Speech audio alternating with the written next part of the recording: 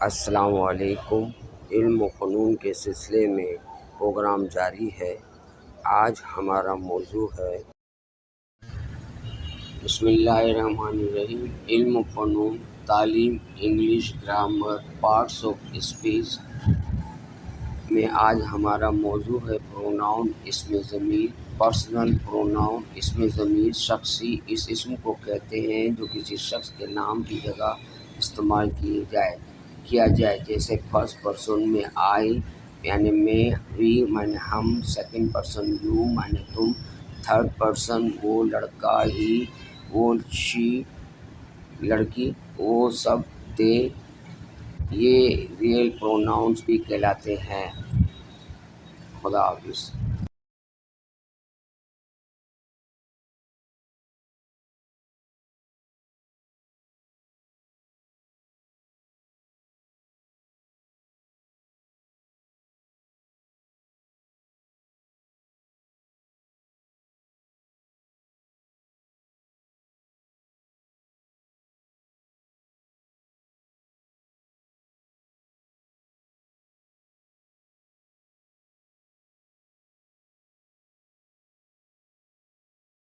بسم اللہ الرحمن الرحیم۔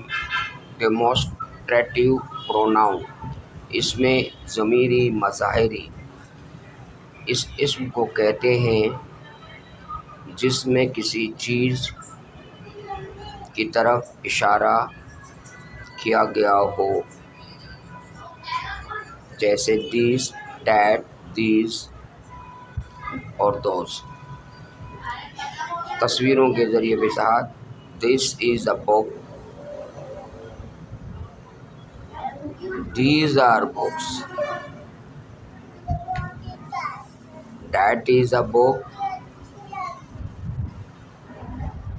Those are books. اللہ حافظ۔ پوزیسیو پروناؤن، اس میں ضمیر ملکیتی اس اسم کو کہتے ہیں جس میں ملکیت ظاہر ہوتی ہو، جیسے مائی میرا، اور ہمارا، یور تمہارا، ہز اس کا، ہر اس کا، اٹس اس کا۔ بے جان چیز: دس ٹوائے از مائن، یہ کھلونا میرا ہے۔ دس از مائی بک، یہ میری کتاب ہے۔ یہ ہمارا کھلونا ہے۔ دس از آور ٹوائے،